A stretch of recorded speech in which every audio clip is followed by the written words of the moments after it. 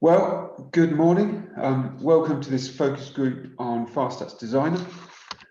My name is Tim Heron. They've let me out of the server room to come and give you a chat today about build speed optimization.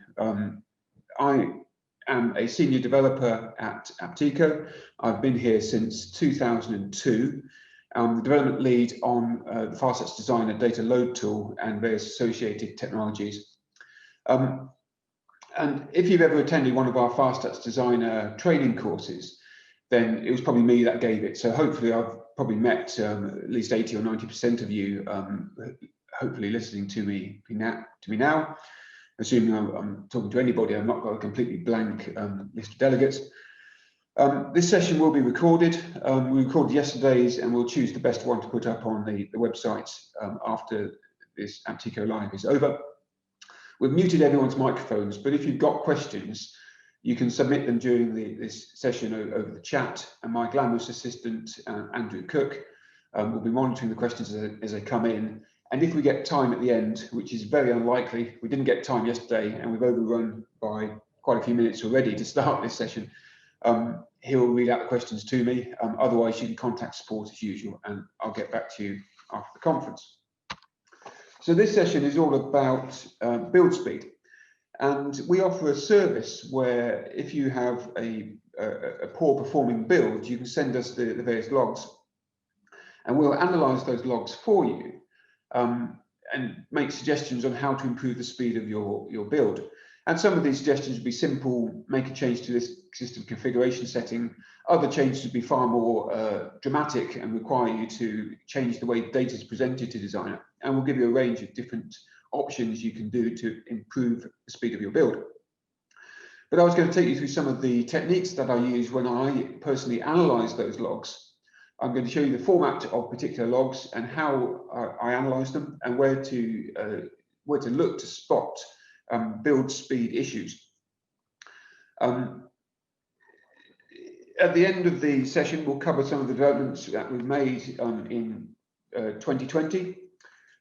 So taking a look at the diagnostic data that we have available for our build logs, this is what we normally ask for when you submit a build speed optimization request.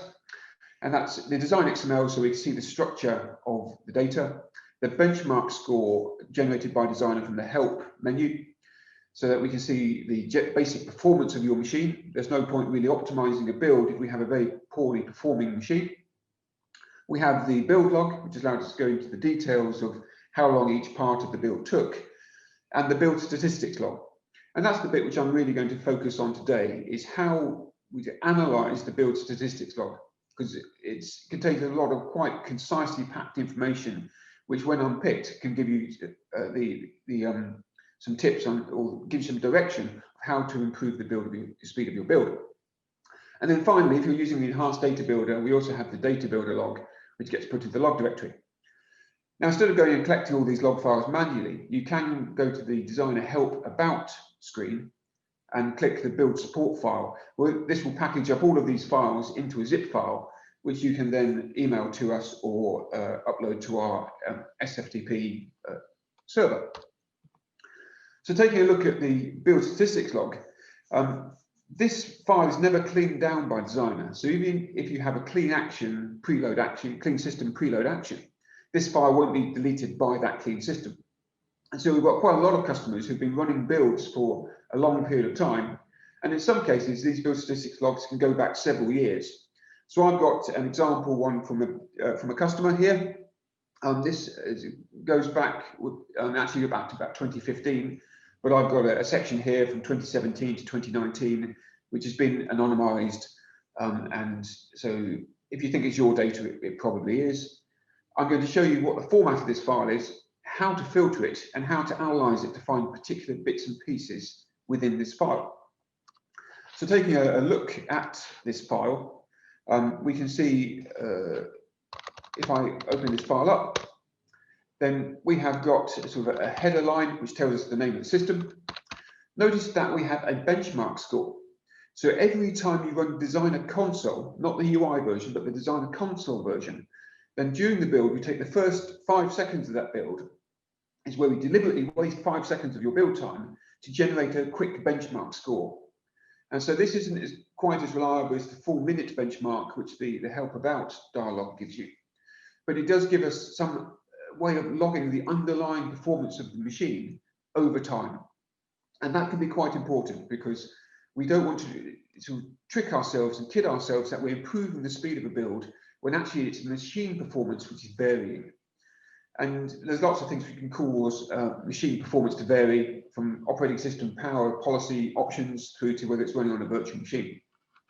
We then have the main overall build steps, so we can see the date and time of whether each of these finished or started in case of the build. We have the overall base system size, and then we have this table of records. And so I'm going to take, let's go and take the last one. So I've got a whole load of tables in this system. In this case, it's 77, including all the lookup tables. And I can take this whole section, and I can go and paste it into Excel. So this is designed to make it so it's tab separated, so you just copy and paste it out of Notepad. Let me just increase the size of this a little bit, make it a bit easier to see. And you see that we have this header record telling us what all of these columns mean. Now, the records and the orphans, this is fairly straightforward. You can just simply format these to get commas and see how big they are. You can sort this table. But these extract, auto discovery, and sort columns, and this total column, these are in this quite strange format. And this is a number which is between 0 and 1, or if it's a really slow build, it can be more than 1. And they are proportion of a 24-hour period. Now you think, why on earth have you got this strange format? Well, the idea is that you can highlight this and the whole block, and then just say in Excel, this is a time. And so behind the scenes, this is how Excel stores times. It stores them as proportions of a 24-hour. And by using this numeric format, you can add and divide and manipulate the time portion, assuming it's a 24-hour period.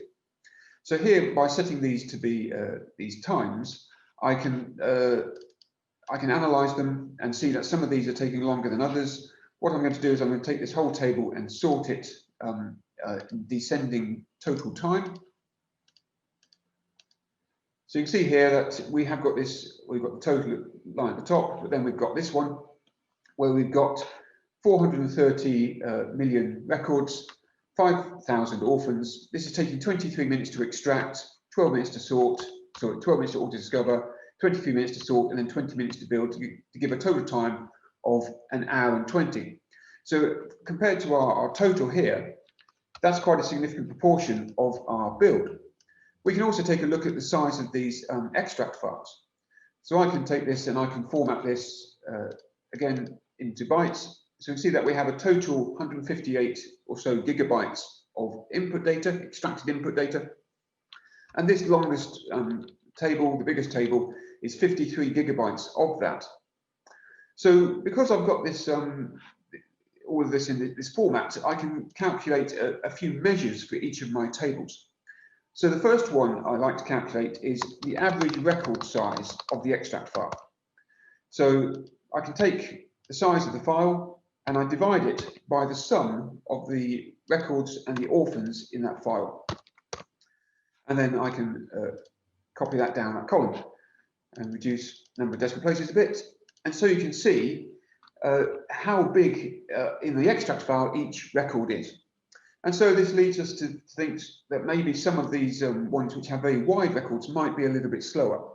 And you can see exactly here what's going on. Now, this is actually quite a small table, or it's we can see it's only got 4 million records in it, and yet it's taking 24 minutes to extract, which compared to this one, which has got 100 times the records and takes the same amount of time, we can see that the record size is vastly different. And so we might say that this is a particularly inefficient representation of the extract of this table. Well, this is a far more efficient representation.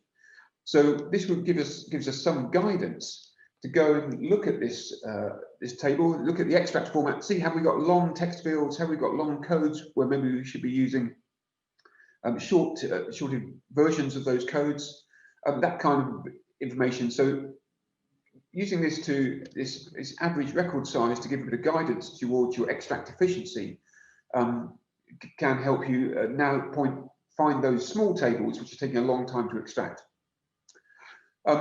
If I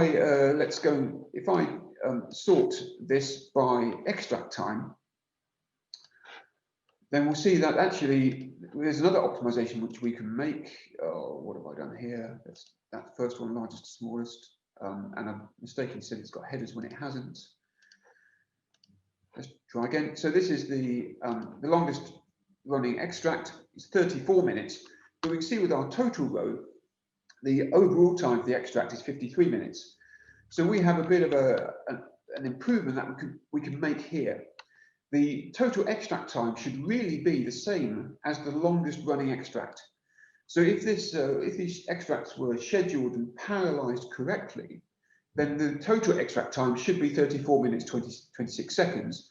And all of these other extracts should, apart from this big one, should be done in parallel with this longest running extract.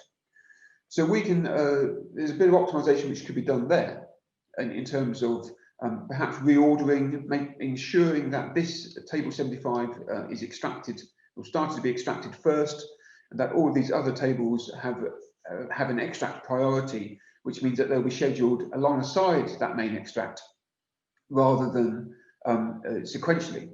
So it looks like this extract maybe is waiting for one of these other extracts to take place. The other measure I like to create is what I call the extract velocity. This is the total file size divided by the divided by how long that extract took. So I can take the total number of bytes in the file, and because I want this value in bytes per second, I'm going to multiply by the number of seconds in a day, the extract time in a 24-hour period, and that gives me this value here, which again I can format with commas so I know what I can see what I'm doing. And you see that this big table here, it has an extract velocity of 12 megabytes per second. So when we're performing the extract and writing this down into the file, we're writing it down at 12 megabytes per second. Now some of these other tables are coming down far more quickly. This is coming down at 54 megabytes per second. So we want to go and this can give us guidance. I mean, for the small tables, maybe it doesn't make much difference. I mean, we're only getting 31K per second here, but we don't really mind because it's only taking a short amount of time. Even so, having said that, this is taking 3 minutes to extract a handful of records. So maybe we do want to take a quick look at that one and identify that maybe should be analysed to be a bit faster. So we want to try and get this average record size down. Hopefully we'll see the extract velocity go up. We want to get that total extract time to be the same as the longest running extract to really optimize the extract process of the build. So how do we filter and analyze this build log over time? Well, now we know that the format of this build statistics log, you'll notice that each of these sections here have a sort of a column which describes what that section is. So that means that I can use some basic filtering commands. And I'm just going to use some Windows commands just to do some basic filtering. If you're using Unix, you can use grep or something like that. But I've got this little batch file here, which uses the built-in Windows command find string. The /b means only check the beginning of the string. So this is going to filter out all the lines which start with the word benchmark score and output it into benchmark scores.txt. This is going to do exactly the same thing, but for my total line. And so by running this little batch file, I can generate these two filtered files. So I can take my benchmark scores, which just have all the benchmark scores over time. I can go and copy and paste that into Excel. And then I can just go and graph this column. And I'll make that a full size sheet. You can see here, this is gives us an indication of the performance of our machine. So this is the benchmark score over time, so over about 2 years. Close to 490 builds done in this time. So what this means is that we've got to have our benchmark score on the left-hand side. Anything below 10,000 is pretty poor. It's a very slow machine. Between 10 and 20 is expected and is fairly typical. Above 20 is a fast machine. The fastest I've ever seen is about 36,000 for a very fast Intel powerful desktop. So we can see here that over these 2 years of builds, we've had a bit of variation in the performance of the machine. I mean, you get the odd drop down here or there, and that might just be an inconsistency in the way we calculate the benchmark score. Maybe other applications were running at the same time as that score has been calculated. But then near the end, in this last year, we started getting these peaks in performance. So we're getting this machine, for some reason, is running faster for some of our builds rather than other builds. So there's lots of reasons behind this. It might be that the machine at that time is running particularly cool, so it's not overheating. Maybe there's an issue with that. More likely is that this is a virtual machine and the host is becoming less busy in these times. And so that's allowing the processor to run up into turbo mode, while the majority of the time it's not being able to do that. So this is important because we don't want to trick ourselves that we are improving the speed of the build or making it worse, when it's actually the machine performance is varying as well. So when we make an improvement and we get it to run maybe 20% faster, we need to go and check to say, are we running that build on the day when the machine is running fast, or are we running it on the day when the machine is running at its more usual speed, its normal speed? So that's one of the reasons why we put that benchmark score into the build statistics log. The other thing we want to be able to check is we may have been given a particular goal for the build speed, but is that sustainable? So what I want to do is paste all of these totals in here. I'm going to move them down a row, and then I'm going to go and get a header record, my totals, so I can go and get this. So you can see here, this is giving me my all of the times for how long our build is taking over a long period of time. So where this can be particularly useful is to see, is the system growing over time? So for example, I can take all of my extract files, the total sum of all of the extract files, and just do a quick graph of these to see, is this is this system growing out of control? Is it a steady state, or is it growing at a fairly sensible speed?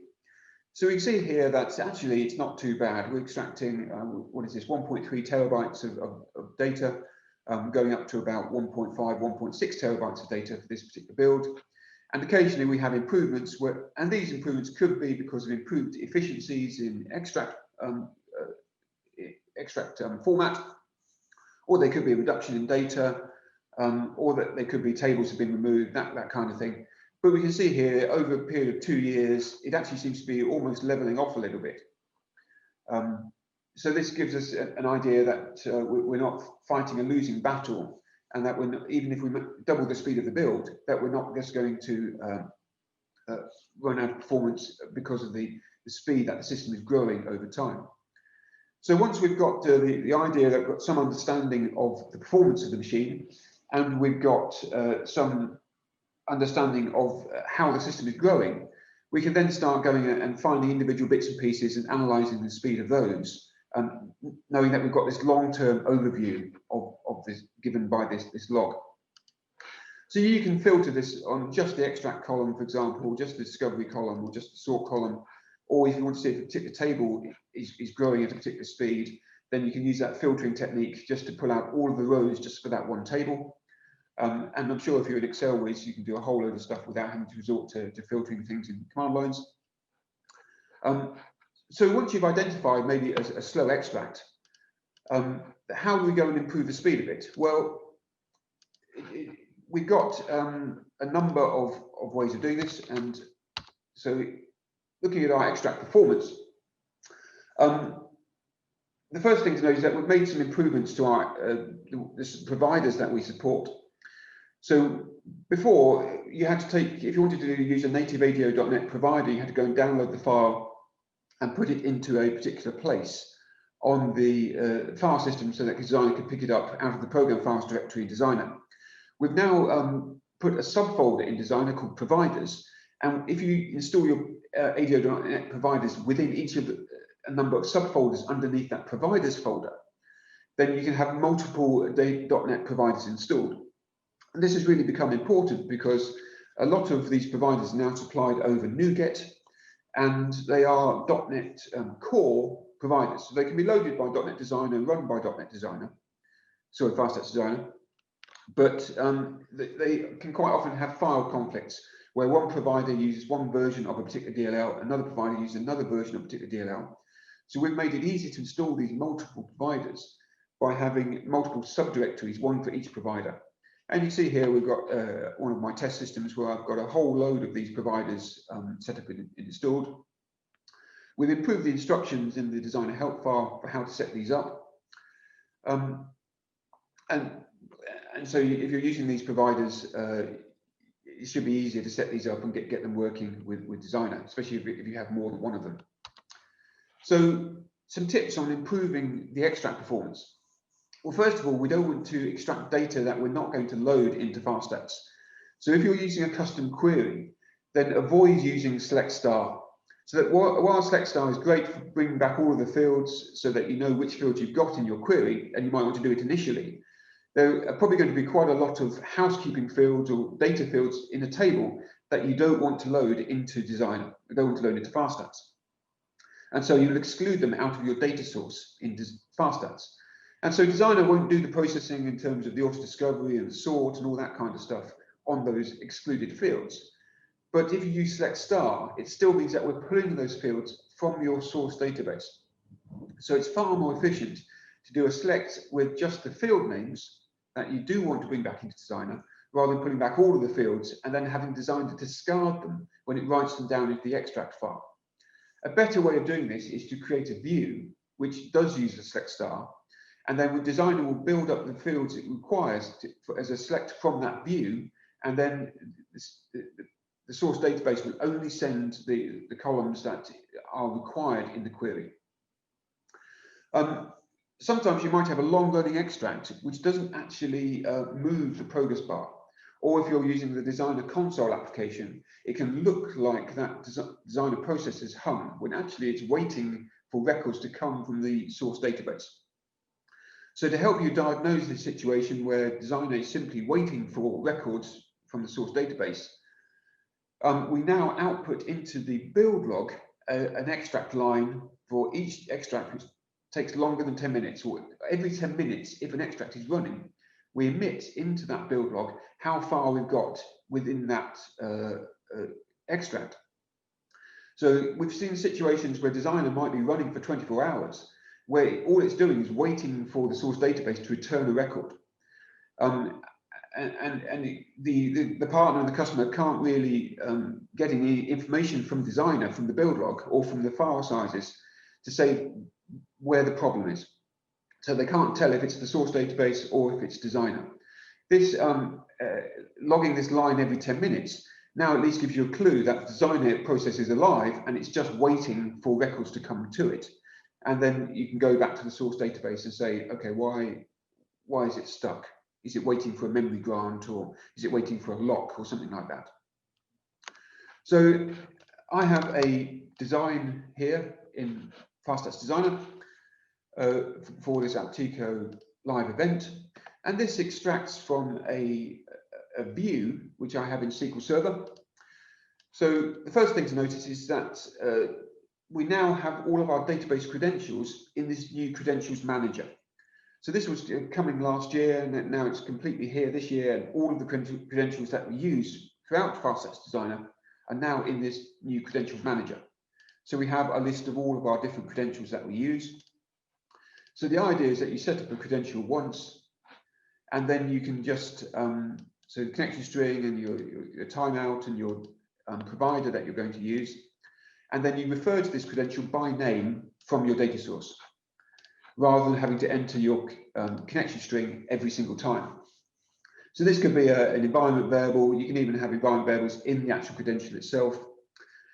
And this makes it far simpler to, because typically you only have a handful of credentials, and then they're used all throughout Designer. And so it's far easier to do this by reference by name. If you have an older design, then we will import your list of credentials, and we attempt to create just the distinct credentials in there. But if you've got casing changes or semicolon changes or things like that, then you might end up with quite a few credentials, which you then manually have to clean up. So this view is pulling, this extract is pulling from the households view. And this is a particularly inefficient view. It doesn't seem too bad because it's only got a million records. But what I've done is I've created 2 tables or 2 heaps. So tables without any indexes at all. And I'm doing a join on a field between them to return this view. And so I've got a situation where I've got a missing index, and this extract will run slower than it should. So to find this out, and you can only do this on SQL Server at the moment, is that we log out the actual execution plan. So you've got to ensure that you have appropriate permissions to be able to do this on your database connection, otherwise the extract will fail. But if you enable this option, log execution plan, then when Designer finishes the extract, then it will write down a file called SQL plan into the extract directory. So if we wait for this build to finish, I'll go and open up this extract directory. You'll see that we have this SQL plan file here, and I can just go and drag and drop this into SQL Server Management Studio. And so this is the actual execution plan. So you might be used to estimated execution plans, where you write out a query and then you say, give me the estimated execution plan. An actual execution plan is a better version of that. And typically, for sort of things such as FastStats extracts, you wouldn't normally get an actual execution plan, because if you were to get one through SQL Server Management Studio, it would just take too long to return all of the results. So by getting designers to write this file down, you can then go and analyze this actual execution plan. So you go and look at all the statistics in the tooltip, or you can browse and look at actually we had all of these logical reads from this table. And you can see that SQL Server has identified that for this query, that is missing an index. I'd say it was missing more than just one index, but it's got these 2 heaps, and it's doing this join between these heaps. And so the cost of performing this query could be improved. Now, this is obviously a very simple example and very contrived, but when you're, it's the powerful tool which you can create a query. You can get this execution plan, and you can go to your SQL Server gurus or your database administrators and give them this actual execution plan, so they can actually see where the time is being taken up, where the I/O is being taken up, and it's a very powerful diagnostic tool to improve the speed of your SQL Server extracts. Sadly, it seems that only SQL Server supports that, and we've only got support for SQL Server in FastStats. But it means that if you are able to get and analyze other similar execution plans for other databases, then let us know, and we'll try and add support for those databases as well. There are other things we can do general purpose to improve the speed of the build. So do check the benchmark score, both in the build statistics log and by running it on help about, just to make sure that you're not running it on a machine which is performing poorly. We're very conservative when you open up existing designs. So there might be, if you've got an older design, there might just be some settings that you can just tick on the system configuration dialog, which will improve the build speed, but we won't automatically do that for you. We're not going to make changes to any of your settings in your designs unless we absolutely have to. So the common ones which we generally enable are the optimized temporary sort files, which makes the build faster and reduces the disk space. We tend to use LZ4, best speed compression, rather than using deflate or using RCS, because it's faster for querying as well as faster for compressing, and it compresses better than RCS. And also we use the parallel key extract if your data sources don't have enclosures in them. Again, if you've got multiple CPUs, that will make a particular part of the build process faster. We review your relationships, so single parent lookups join more efficiently than multi-parent lookups. And we put warnings into the build log when we suspect that a multi-parent lookup could be a single parent lookup. So watch out for those information messages, because that might be a way of improving the speed of your build. You should use the join at query time for all your multi-parent lookups, except those which only contain maybe just 2 or 3 selectors with a few codes. So those lookups which are less than 40 bytes 40 bits in size will be more efficient to join at build time. Anything bigger than that, anything with a numeric or a text variable in it, will be faster at join at query time. Do consider actually, sorry, I'm trying to highlight that. Do consider actually pre-joining your lookups in your source database. It may be the case that if your lookups and your source table have a long, complicated key, maybe a GUID or something like that, then actually it's more efficient to perform that join on the source database and just pull the results out of that join into the extract file, rather than pulling the files out separately and having Designer perform the join. The only way to know if it will be faster is to try it, unfortunately. There's too many variables to say whether that's a good idea or not. But it's certainly look for maybe lookups with a few columns but long keys might be a good candidate to join them in advance before as part of the extract process. And do enable the use parallel build process for large tables. So that's kind of a stepping stone towards the enhanced build process. It uses the same code behind the scenes. And so if you've got large transaction tables and multiple cores, that can speed up the build part of those tables. We have continued to develop the enhanced build process. We're running faster builds on more powerful hardware, but we do need that more powerful hardware to even run that build process. We've made some improvements this year where we've reduced the memory consumption if you have long text keys, where we use a binary search data structure rather than a hash table in particular cases. But we still require plenty of memory, and really it's a minimum of 16 gigabytes to be able to run the enhanced build process.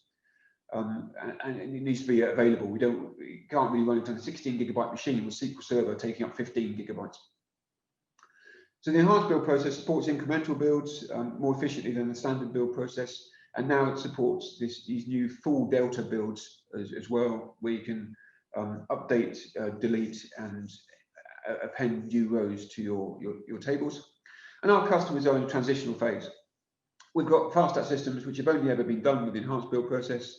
We've had plenty of successful build migrations for systems which are suitable for the enhanced data builder, so they're allowed orphans in their build, for example. But we've still got plenty of builds still performed with the conventional build process. And we're not going to immediately deprecate or retire that process. There are still plenty of cases where we're running builds on less powerful hardware or smaller builds where the conventional process is suitable. We've had great success with partial indexes. I described that last year, but again, partial indexes are improving the speed of your build. If you run them before your virtual package, the virtual packages benefit from those partial indexes. The virtual package can be run a number of different ways, but really what I want to point out is this last point on this slide, is that a side effect of the virtual package is that we're running FastStats queries on Designer. Those FastStats queries generate cache entries. Now, cache entries in FastStats hold two things. They hold the result of the query in terms of the count, not data grids or exports, but the actual counts of the tables. But they also generate what's known as bitmap files. And bitmap files are just 0 or 1 binary entries to say whether a record is included or not included in a selection. So those bitmaps are then used as parts of subqueries, and they can be used in the results of other queries. And so all of this useful work which is done by the virtual package, this side effect of these cache entries is that we can now deploy these.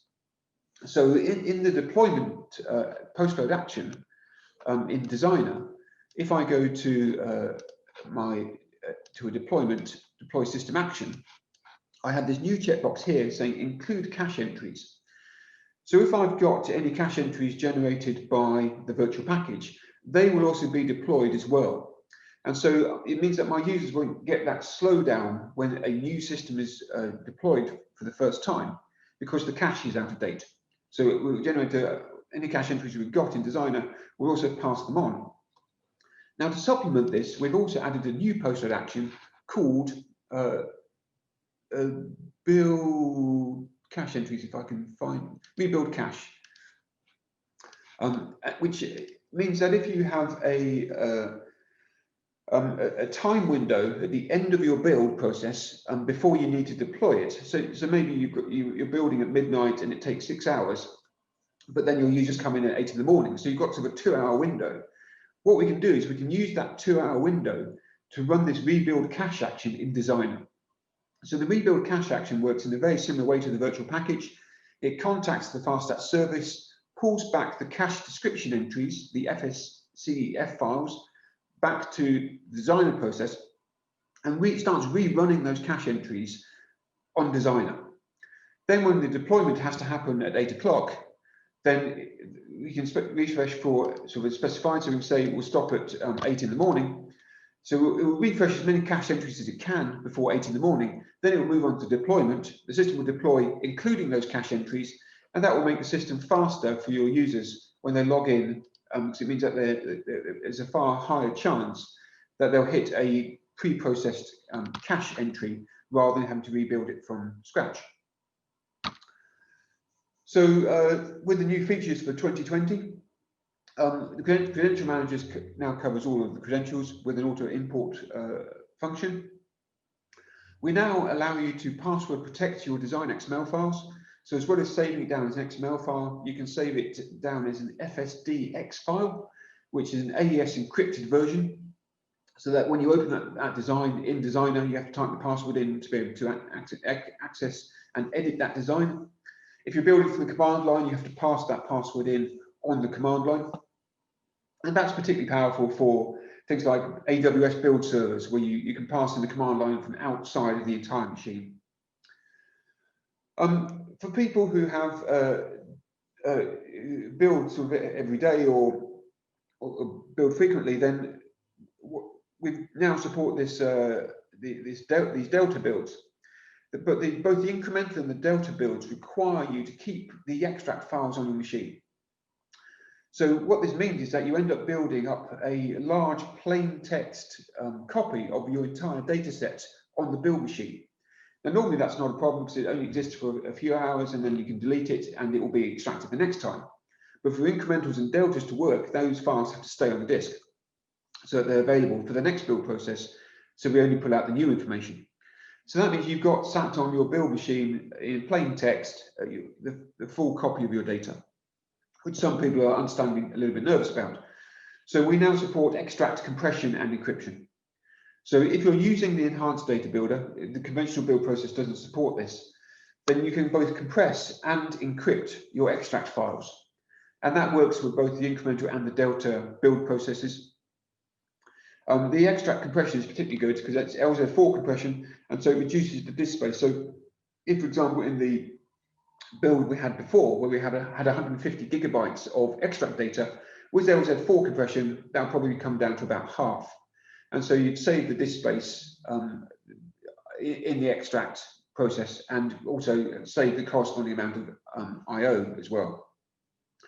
We've got some Salesforce improvements, which I'll come on to on the next slide. But another small improvement that we've got coming in the Q4 release is that we've got extra options in deployment to split up the deployment zip file generation and the upload.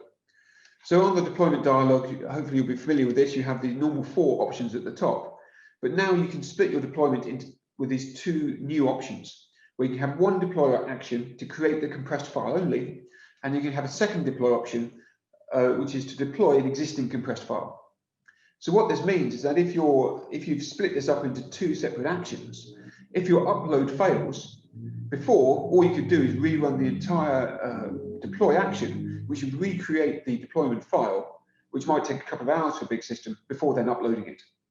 By splitting it, being able to split it into 2, you can generate the compressed file, takes a couple of hours, but if the upload part fails, then you only have to rerun the upload part. You don't have to run the complete compressed part as well.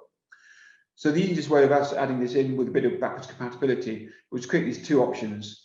so that you can change your first one to be create compressed file only, and then add a second deployment action, which is deploy that file which you just created. So video extract. So we've also improved our Salesforce integration. So we now support custom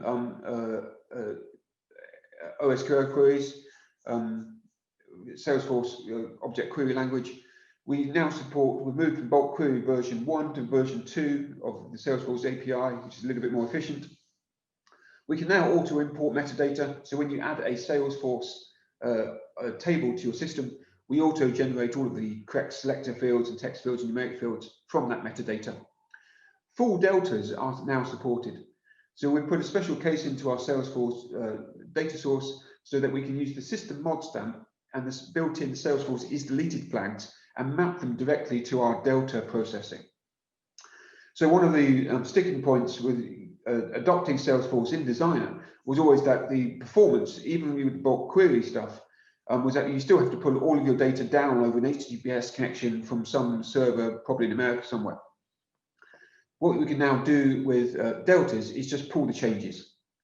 So the is deleted flag has all the records which have gone into the recycle bin, so we can remove those from the FastStats system. The system mod stamp is used for the updates and the appends to give us all of the new records which have changed since the last Salesforce build. And we've also, in order to be able to support this, we've added the ability to have delimited array variables, which maps to the multi-pick list fields. And this is a general purpose new feature. It's not just for Salesforce, you can also use it for other delimited fields as well. So that means you can have a semicolon delimiter within a field to generate your array variables rather than having to make it a fixed width. So it's a delimiter within a delimited field. So I'm afraid, as the same was yesterday, we've overrun by a minute. I'll strongly argue the case it's not my fault. If you do have any questions, then please email them to support, and I'll get back to you as well as any feedback on the features and this presentation that you've seen. Otherwise, I hope you have a good rest of the day, and please return to our Apteco Live platform to go and hear from our guest speaker, Jeff Ram. Thank you very much.